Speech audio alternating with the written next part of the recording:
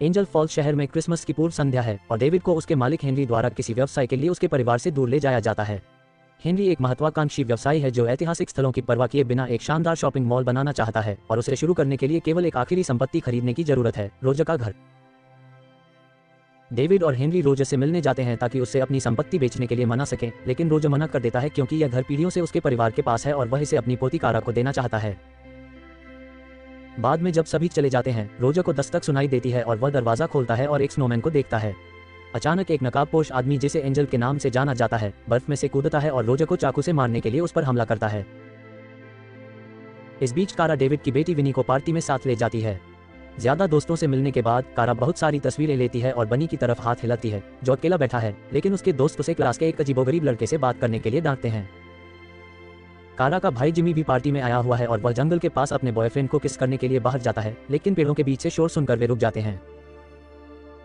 लड़के जाने का फैसला करते हैं और पता चलता है कि शोर एंजल ने किया था।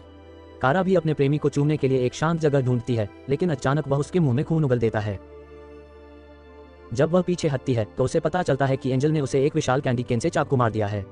चीखते हुए कारा भागने लगती है, लेकिन एंजल उसे पकड़ लेता है और उसे चाकू मारने की कोशिश करता है।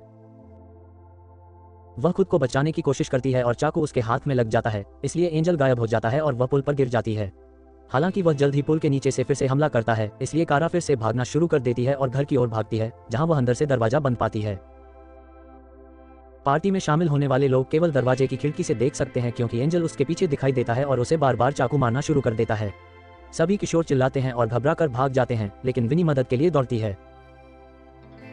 दुख की बात है कि बहुत देर हो चुकी है, कारा पहले ही मर चुकी है और एंजल ने विनी पर हमला कर दिया। जैसे ही उसका कैमरा गिरता है और टूट जाता है, विनी जंगल में भागने से पहले एंजल के चेहरे पर वार करती है। वह एक पेड़ के पीछे छिपने की कोशिश करती है, लेकिन एंजल उसे जल्दी से ढूंढ लेता है और उससे चाकू मारने के लिए तैयार हो जाता है, लेकिन अचानक जिमी उसे पकड़ लेता है।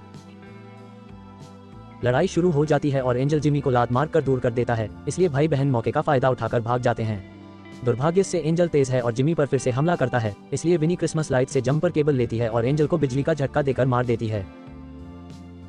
बाद में वह मुखौटा उतारती है और पाती है कि यह हेनरी है। एक साल बाद जिमी खुशी खुशी डेविड के साथ काम कर रहा है, लेकिन विनी अभी भी कारा के लिए दुखी है और इस तथ्य से निपट रही है कि उसने एक व्यक्ति को मार डाला। मामले को बदतर बनाने के लिए उसे अपनी पसंद के विश्वविद्यालय से खारिज कर दिया गया है। शहर में हर कोई, जिसमें उसका परिवार भी शामिल है, आगे बढ़ चुका है और विनी को क्रिसमस की खुशियां परेशान करने वाली लगती हैं। जब वह सड़क पर होती है तो हेनरी का भाई बक उसके पास आता है, जो भागने से पहले बदला लेने की बात कहता है। जब उपहारों का आदान प्रदान करने का समय आता है तो विनी ये देखकर निराश हो जाती है कि उसके परिवार ने उसके लिए एक भयानक ट्रैक सूट खरीदा है, जबकि जिमी को अपना ट्रक मिल गया है। वह अंततः उन पर गुस्सा करती है और उन्हें बुलाती है। इस तथ्य से आहत होती है कि वे पिछले क्रिसमस पर कुछ भी नहीं हुआ था, लेकिन वे उससे इसे भूल जाने के लिए कहते हैं। उस समय उसे अपने प्रेमी रॉबी से कुछ संदेश मिलते हैं, जो उसे क्रिसमस पार्टी में आमंत्रित करता है। वह तुरंत वहां जाती है और बनी को नमस्ते कहने के बाद वह रॉबी की तलाश करती है, केवल उसे डॉलर के साथ धोखा देते हुए पाती है। रॉबी बहाना बनाने की कोशिश करता है, लेकिन डाला बताती है कि यह सब एक साल से चल रहा है और उससे खुशी है कि आखिरकार यह सब सामने आ गया है। गुस्से में वह पार्टी छोड़ देती है और एक पुल पर पहुंच जाती है, जहां वह आसमान में ऑरोरा बोरेलिस को देखकर हैरान रह जाती है। हर चीज से थककर विनी चाहती है कि वह कभी पैदा ही न हुई हो, जिसके कारण ऑरोरा गायब हो जाता है और शहर की लाइटें बुझ जाती हैं। उलझन में वह चारों ओर देखती है और अचानक एक मरते हुए व्यक्ति को देखती है जिसे अभी अभी देवदूत ने मारा है। वह तुरंत भाग जाती है और रेडियो का उपयोग करने के लिए एक ट्रक की खिड़की तोड़ती है, लेकिन बक उसे ढूंढ लेता है, जो किसी तरह शेरिफ बन गया है और उसे पहचान नहीं पाता है। वह पिछले शेरिफ के बारे में पूछती है, लेकिन बक कहता है कि उसे एक साल पहले मार दिया गया था। जाहिर है कि तब से देवदूत बहुत से लोगों को मार रहा है। अब और भी उलझन में विनी परी की पहचान बताना चाहती है, लेकिन उसी समय हेनरी अपना समर्थन दिखाने के लिए आता है। पता चलता है कि वह अब मेयर है और वह उसके साथ एक बाहरी व्यक्ति की तरह व्यवहार करता है, इसलिए वह अपना मुंह बंद रखती है और भाग जाती है। आखिरकार वह अपने घर पहुंचती है, लेकिन वहां भी कोई उसे नहीं पहचानता। इससे भी बुरी बात यह है कि जिमी की मौत हो गई है, क्योंकि पिछली क्रिसमस पार्टी के दौरान देवदूत ने उसे मार दिया था। विनी को एहसास होता है कि वह इस वास्तविकता में कभी पैदा ही नहीं हुई थी और वह देवदूत को रोकने के लिए वहां नहीं थी। परेशान होकर विनी शहर में भागना शुरू कर देती है और देखती है कि हर जगह कर्फ्यू और भित्तिचित्र हैं। जब से हेनरी मेयर बना है, उसका चेहरा हर जगह है और कोई भी यहाँ रहकर खुश नहीं है। उसने शॉपिंग मॉल भी बनवाया है। उसके बाद वह हमेशा की तरह क्रिसमस पार्टी में जाती है, लेकिन इस बार पार्टी खुशनुमा नहीं होती। ये जगह अंधेरी है और हर कोई अवैध रूप से नशे में धुत है या झगड़ों में उलझा हुआ है। यहाँ कोई भी उससे नहीं जानता और रॉबी और डाला 3 साल से साथ हैं। बनी को उसे पहचानने में विफल होने के बाद विनी एक कमरे में प्रवेश करती है और पाती है कि रॉबी और डाला के बीच वह प्यारा रिश्ता है जो उसके साथ कभी नहीं था। उसे एक सालाना किताब भी मिलती है जिसमें उसकी तस्वीर नहीं है, जिससे ये पुष्टि होती है कि वह वास्तव में चली गई है। पास में दो किशोर क्रिसमस की रोशनी को देखते हुए अपने पाइप का आनंद ले रहे हैं। लड़की एक पल के लिए अंदर जाती है, इसलिए देवदूत कुल्हाड़ी लेकर आने का मौका लेता है और लड़के का पीछा करना शुरू कर देता है। लड़का अपने पीछे चीजों को धकेलता है ताकि वह धीमा हो जाए, लेकिन आखिरकार उसे एक गेट से अपना रास्ता अवरुद्ध मिलता है और देवदूत उसे कुल्हाड़ी से मारता है। वार से उसकी मौत नहीं होती और लड़का फिर से भागने से पहले हत्यारे पर एक पौधा फेंकता है, लेकिन वह पार्टी में वापस नहीं आ पाता क्योंकि दरवाजा बंद है और संगीत बहुत तेज होने के कारण कोई भी उसे सुन नहीं पाता। देवदूत उसे पकड़ लेता है और कुछ संघर्ष के बाद वह लड़के को मार देता है और हर जगह खून फैला देता है। कुछ देर बाद लड़की फिर से बाहर आती है और बर्फ में सिर देखकर चीखती है।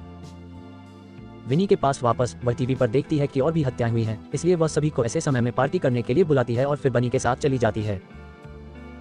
आखिरकार वे बनी के घर पहुंच जाते हैं और विनी को पता चलता है कि उसका नया दोस्त हत्याओं पर नजर रख रहा है, इसलिए वह अपनी इच्छा बताती है और बताती है कि देवदूत हेनरी है। बदले में बनी ने बताया कि सभी पीड़ित व्यवसाय वाले परिवारों के बच्चे थे और दुख के कारण वे व्यवसाय खत्म हो गए, इसलिए हेनरी अब पूरे शहर का मालिक है। हालांकि बनी को यकीन नहीं है कि वह विनी की पागल कहानी पर भरोसा कर सकती है और सोचती है कि क्या वह हत्यारा है, यहाँ तक कि खुद को बचाने के लिए कुछ भी पकड़ लेती है। अचानक देवदूत खिड़की से टूट जाता है, इसलिए लड़कियां भागने की कोशिश करती हैं, लेकिन उसे दरवाजे पर ही पाती हैं। वह विनी को पकड़ने में कामयाब हो जाता है, लेकिन वह उसकी बांह काट लेती है और उसे टेबल पर धकेल देती है। फिर लड़कियां भाग जाती हैं। जैसे ही वे शहर के केंद्र में पहुंचते हैं, बनी कहती है कि उससे अब विनी पर विश्वास हो गया है और वे आकाश में ऑरोरा को देखते हैं, जिसके बारे में बनी बताता है कि यहाँ से इसे देखना संभव नहीं होना चाहिए, इसलिए यह संयोग नहीं हो सकता। इसके बाद वे स्थानीय मूवी थिएटर में छिप जाते हैं क्योंकि बनी के पास चाबी होती है क्योंकि वह वहां काम करती है। लड़कियां कुछ फिल्में देखने का मजा लेती हैं और अंत में हाथ पकड़े रहती हैं, जबकि विनी बनी के कंधे पर सो जाती है। सुबह बनी को एक कमरा मिलता है जिसमें ऑरोरा के पीछे की किंवदंती के बारे में बहुत सारे पेपर क्लिप्स हैं, इसलिए अब उन्हें यकीन है कि यही कारण है कि विनी यहाँ आई है। हालांकि उन्हें यह भी पता चलता है कि यह लुप्त हो रहा है, जिसका अर्थ है कि विनी को ऐसा होने से पहले वापस जाना होगा या वह हमेशा के लिए यहाँ फंस जाएगी। लड़कियों को लगता है कि विनी को फिर से देवदूत को मारना है, इसलिए उन्हें उसके किसी करीबी की मदद की जरूरत होगी। वे उसके घर लौटते हैं, लेकिन डेविड उससे मिलने से इनकार कर देता है। विनी अपनी कहानी के बारे में अपनी चाची गेल को समझाने के लिए एक पारिवारिक रहस्य का इस्तेमाल करती है और फिर उससे अंदर जाने की अनुमति मिल जाती है, जहां वह डेविड को बेहद उदास देखती है। जब से उसने जिमी को खोया है, ऐसा लगता है जैसे उसने अपनी आत्मा खो दी है। विनी जिमी की दोस्त होने का नाटक करती है और कुछ कहानियां सुनाती है, जिससे डेविड फिर से मुस्कुराने लगता है।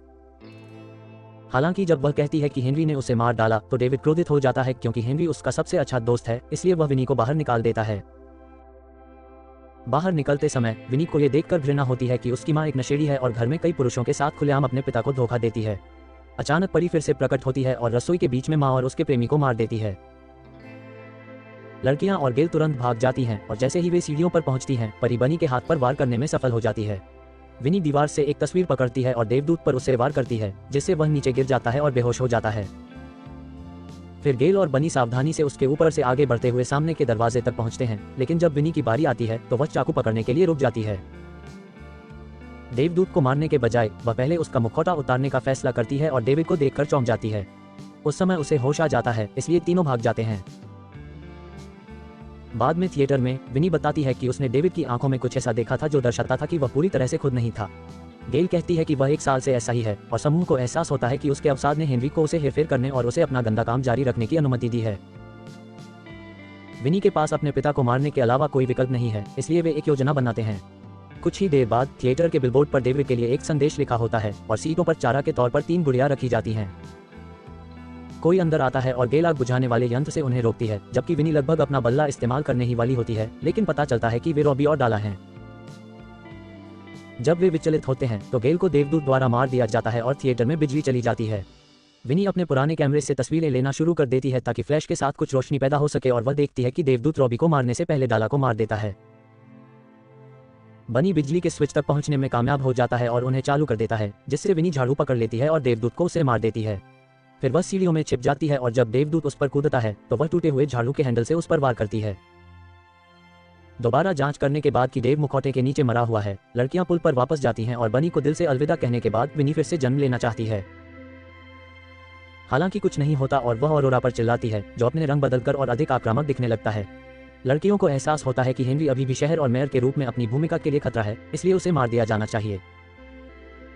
विनी और बनी मुख्य पार्क में जाते हैं जहां हेनरी क्रिसमस का आयोजन कर रहा है। स्थानीय लोग उसे धुंधली आंखों से देखते हैं, जिससे पता चलता है कि वे उसके नियंत्रण में हैं।